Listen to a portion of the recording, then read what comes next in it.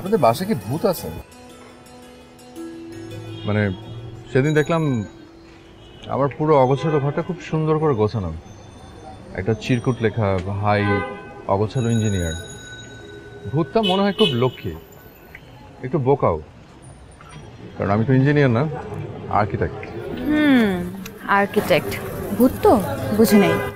আর ভূতরা কখনো লক্ষ্মী হয় না। ভূত তো আছে কিনা জানি না, তবে পরী অবশ্যই আছে। পড়ি পরী পরীরা লক্ষ্মী হয়, আর যাদের ভালো লাগে তাদের রুম গুছিয়ে।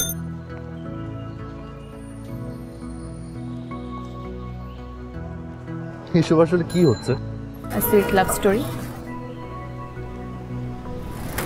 মেয়ে কি বুঝবেন না, পরতের বিষয়।